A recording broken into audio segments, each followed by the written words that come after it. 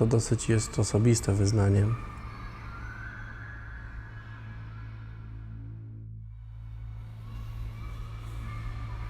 Ale najwięcej to jest autentyczna zupełnie historia. Najwięcej problemów sprawiło mi uwierzenie w to, że człowiek może być godny swoich marzeń.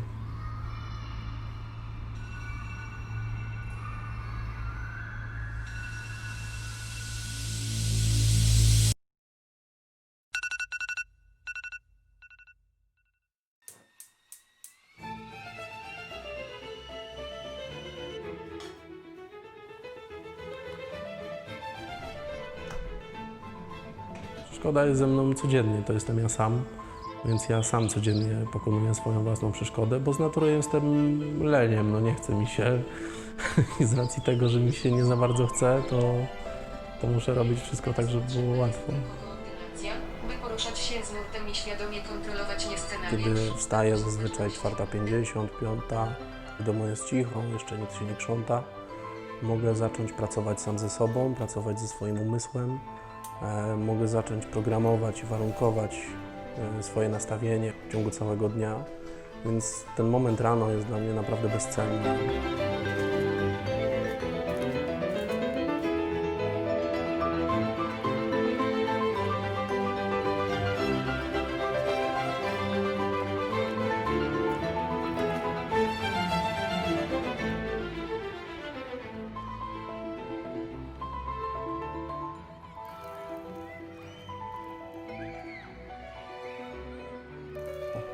Ja pamiętam, że jak byłem mały, wyobrażałem sobie, że mam taką magiczną klapkę tutaj na czole i ją mogę podnosić i wklikać tutaj na klawiaturze wszystko, co się będzie działo na przestrzeni 3 najbliższych dni. I wiecie co, że nieraz to się sprawdzało, naprawdę. Wyobrażałem sobie, jak będę się poruszał, jak będę wyglądał, jak będę w danej roli się zachowywał. I to było niesamowite, bo to często przypominało déjà vu. Po czasie trochę się tego wystraszyłem, uznałem, że to może jest, że ludzie tak nie robią, więc ja też przestałem. No ale jakby byłem takim trochę, nie wiem, człowiekiem, czy dzieciakiem, wtedy trochę jakimś takim może innym, nietuzinkowym.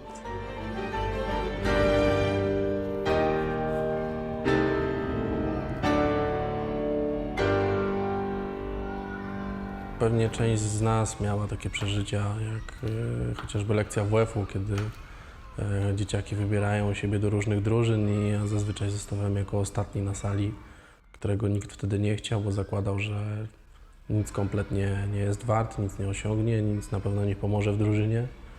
I wtedy nawet nie zakładałem, że będę tworzył jakiekolwiek swoje teamy czy swoje drużyny. To ja będę mógł wybierać ludzi do tych drużyn. Mojej mamie bardzo zależało na tym, żebym ja się czuł świetnie. I zabrała mnie do Polskiego Związku Niewidomych w Bolesławcu na takie spotkanie integracyjne, gdzie były dzieci, które miały naprawdę dużą dysfunkcję wzroku. I pamiętam, że bardzo nie chciałem tam siedzieć. Uważałem, że ja zupełnie się tam nie nadaję, bo ja wcale nie jestem niepełnosprawny. Przecież jakim prawem mnie tam w ogóle ktoś osadził w tamtych realiach? Ja się do tego nie nadaję. Nie?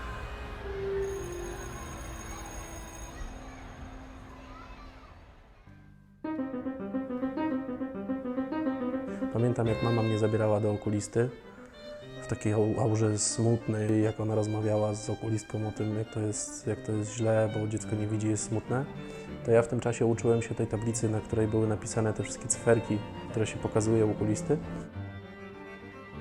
Pamiętam, że okulistka była bardzo zdziwiona, przecież on nie może tego widzieć, jak on to widzi, skoro przecież on nie ma takich możliwości, a dopiero później doszły we dwie do wniosku, że ja się zwyczajnie nauczyłem tej tablicy na pamięć.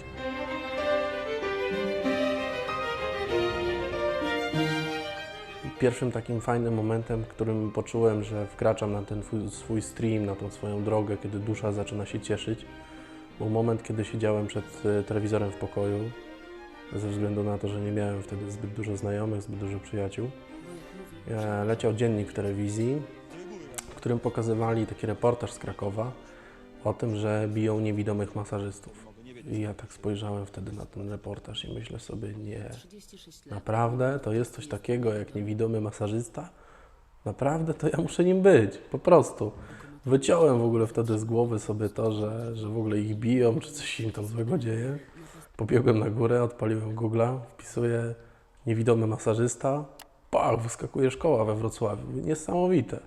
Wrocław, ja kocham Wrocław, przecież znam Bielany, Wrocław jest super.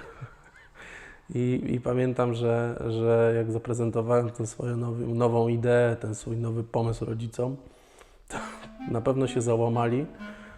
To jestem w stanie stwierdzić ze 100% pewnością, bo pamiętam to do tej pory.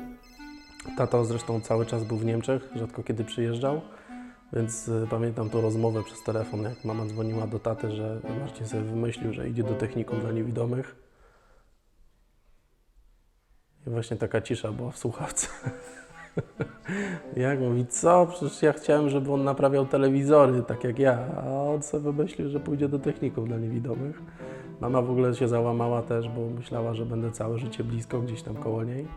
A tu nagle syn, którego wydawało jej się, że trzeba niańczyć, postanowił w ogóle pójść zupełnie inną drogą. No i tak wylądowałem razem z tą swoją mamą poczciwą w poradni psychologiczno-pedagogicznej w Bolesławcu.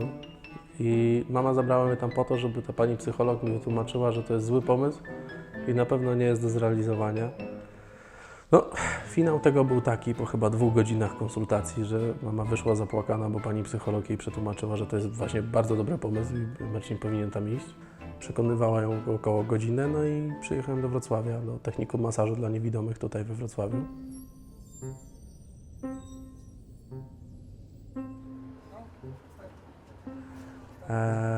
No byłem niesfornym na pewno uczniem tego technikum, na pewno współczuję wszystkim nauczycielom, którzy mieli ze mną kontakt, bo ja nie wiem, czemu chciałem mieć takiego ucznia.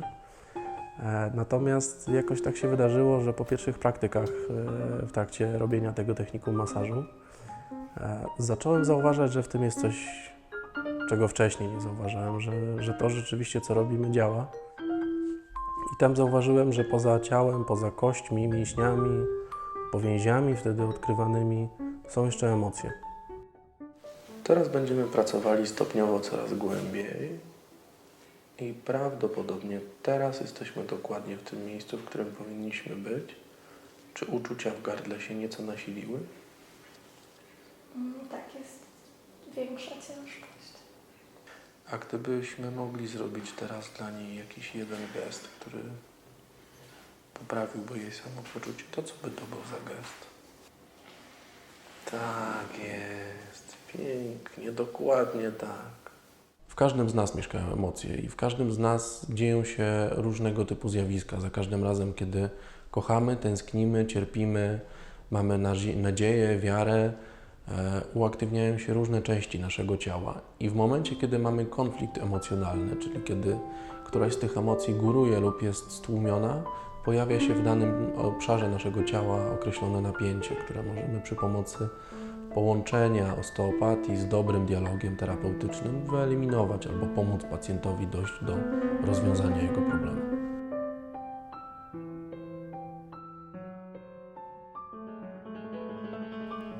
Jak zaczynałem pracę w przychodni, miałem taką przesympatyczną pacjentkę, której jestem do tej pory wdzięczny. Mówiłem, wie pani co, bo mi się marzy to, żeby po pierwszej terapii ludzie mieli rezultat, żeby po pierwszej terapii ludzie czuli różnicę i żebym ja wiedział, że wypuszczam ich totalnie będąc spokojnym o to, że będą się czuli lepiej. Pan jest frajerem. Wie pan co, proszę przeprosić ode mnie swoją żonę, czy narzeczoną wtedy, że pan jest jaki jest. Mała konsternacja, zagubienie, wszystko chyba czułem wtedy. Naprawdę sporo czasu potrzebowałem na to, żeby dojść do siebie i odzyskać swoje wartości, jakie miałem wtedy. Jeden raz ma wprowadzić różnicę.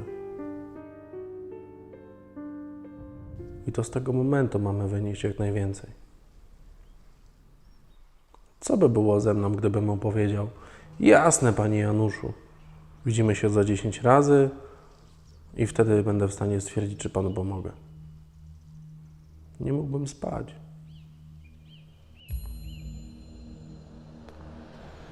raz, moment, punkt i spotkanie, zmiana, rezultat, efekt, radość, spokój. Wszystko.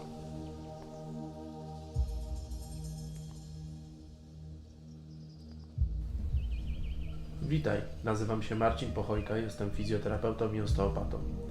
Terapia audio powstała dlatego, żeby można było zabrać terapię do domu. Udanego słuchania. Marcin Pochojka. Zazwyczaj po terapii moich pacjentów gubił stres. W sensie oni wpadali w ten sam rytm, który mieli przed tym, zanim przyszli na wizytę. W związku z czym pomyślałem sobie o tym, że byłoby fantastycznie, gdyby ci ludzie mogli zabrać sobie terapię do domu.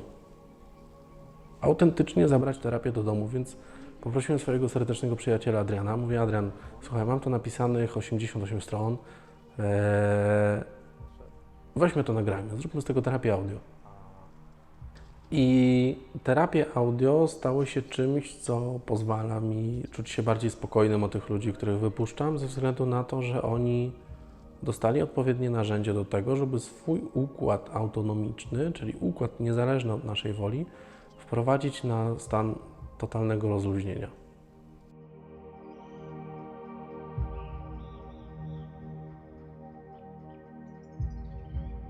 Zobacz, jak dobrze jest być tu i teraz, kiedy twoja szyja i głowa robią się luźne. I coraz bardziej luźne. A kiedy rozluźniają się szyja i głowa, myśli zaczynają się uspokajać.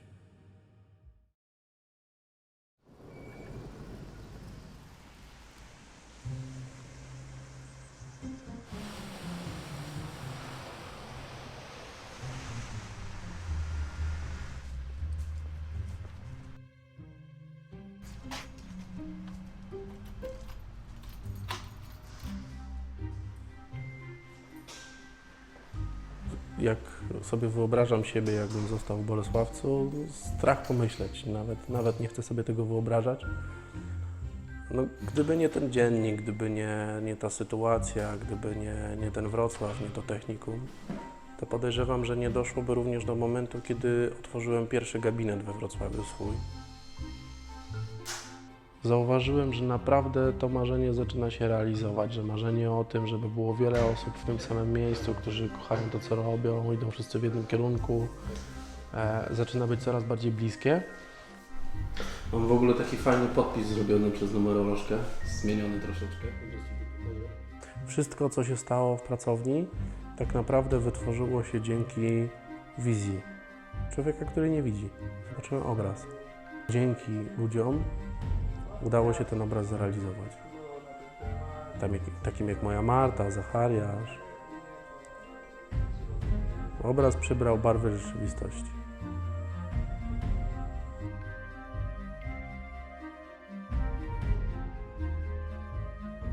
Bardzo dużo pacjentów zadaje mi pytanie: no ale Panie Marcinie, przecież jak Pan nie widzi, to Pan lepiej czuje.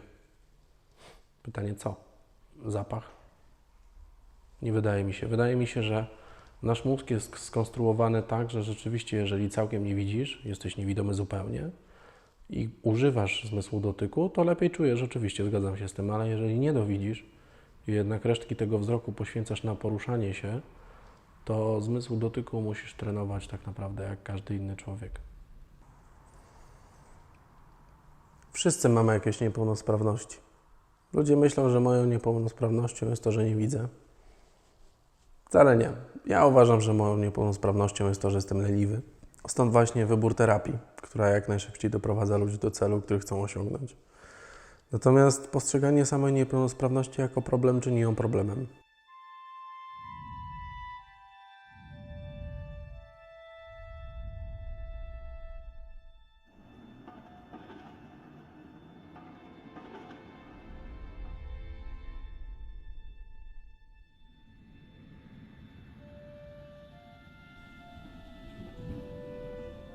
Kiedy ludzie dowiadują się, że nie widzisz i mówią do Ciebie wyraźniej. Rozumiesz? Siedzisz w tramwaju, pokazujesz legitymację, że nie widzisz i nagle to ja pana poproszę. Jaki to ma związek?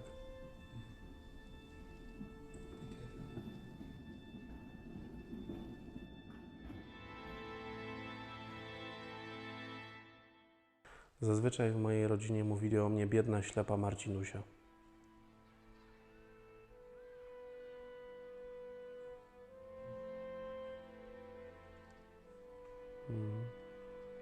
Wiele lat zajęło mi to, żeby to w ogóle wybaczyć im.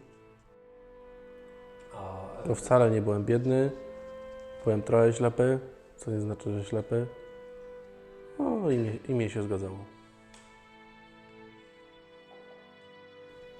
Tak naprawdę nikt z nas nie wie, czym kierował się drugi człowiek. Widzimy jakiś jedyny ułamek z życia. Widzimy jakiś moment. Oceniamy moment i orzekamy o życiu całego człowieka. To każdy człowiek buduje swój świat. Nikt nie ma prawa tego świata oceniać. Niech pierwszy rzuci kamień.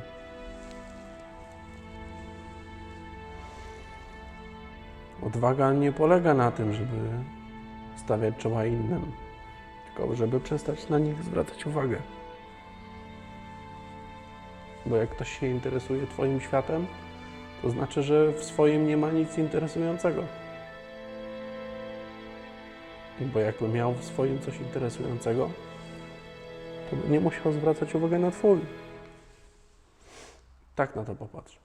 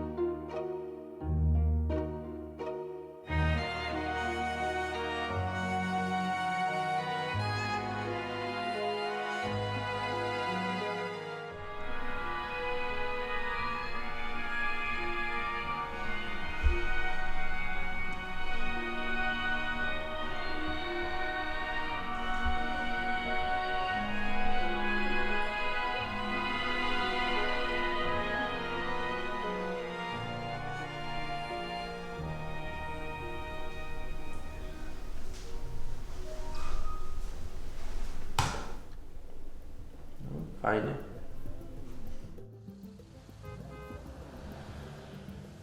Wiedziałem, że muszę coś zrobić, żeby stać się bardziej pewnym siebie człowiekiem. Żeby przestać być takim zamkniętym w sobie trolem, takim, wiecie, no, siedzącym w domu i patrzącym się tylko w komputer, bo chciałem od siebie czegoś innego i zastanawiałem się nad sposobem, w jakim mogę to osiągnąć i znalazłem tańce. Oye, arriba que traigo lo que tú necesitas para todos los DJs del mundo. Y dice, mira, agarra a tu pareja y venga a bailar a la pista. Pamiętam te pierwsze zajęcia, kiedy po prostu koordynacja była gorsza niż 3-latek. I tak naprawdę byłem na tej sali i tańczyłem razem z innymi ludźmi, a jedyne o czym marzyłem to, żeby z powrotem uciec i zamknąć się w pokoju internetowym wtedy. Natomiast jakimś cudem zostałem dzięki charyzmie właśnie Lubomira Praska.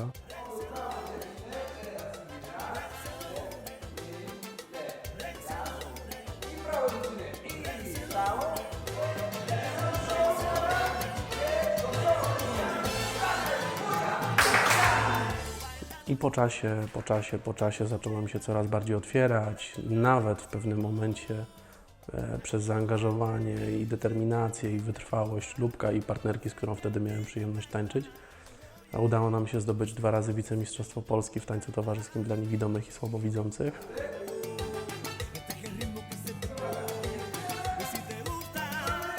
Wydaje mi się, że całkowitą akceptacją niepełnosprawności jest brak postrzegania niepełnosprawności, przynajmniej dla mnie, ja bym tak chciał. I tak postrzega mnie moje otoczenie. Także na pewno osoba, która ma ochotę od życia dostać coś fajnego, coś dobrego, powinna skupić się na przyjaciołach, znajomych, którzy postrzegają ją jako zupełnie osobę całkowicie normalną, zdrową, ze swoimi ułomnościami, takimi jakie ma każdy.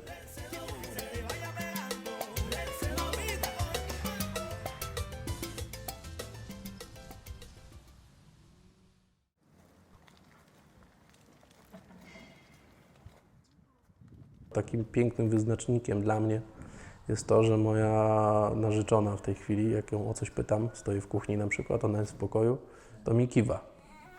Czyli totalnie zapomina, że nie widzę, a ja się denerwuję, że mi nie odpowiada, bo przecież nie słyszę, żeby coś mówiła, a nie widzę, że kiwa.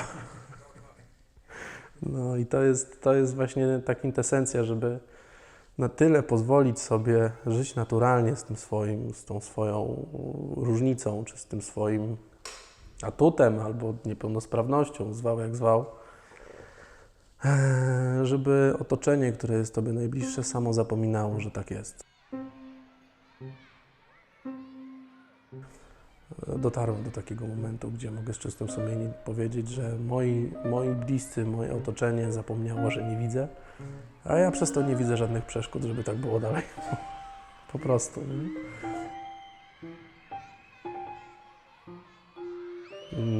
Nie jestem 100% niewidomy. Na jedno oko nie widzę w ogóle, a na drugie widzę parędziesiąt procent, powiedzmy 20, może 30 maksymalnie.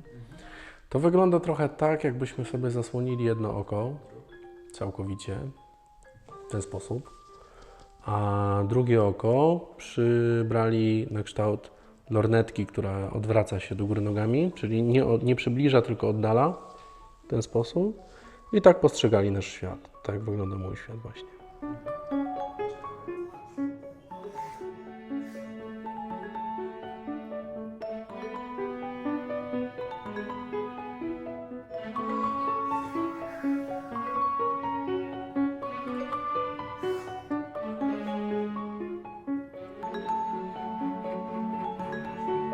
Mimo że słabo widzę, tunelowo widzenie pozwala mi na to, żeby dostrzec tylko to, co jest najważniejsze. Jak widzisz tylko to, na co musisz patrzeć, to patrzysz tylko na to, co chcesz rzeczywiście dostrzec.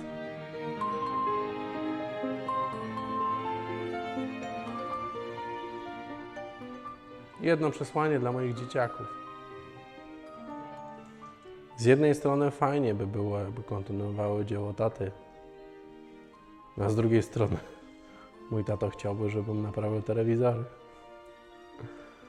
Dzieciaki, płyńcie swoją własną drogą, róbcie to, o czym marzycie. Rolą rodzica jest wspierać swoje dzieci. Nie widzę inaczej.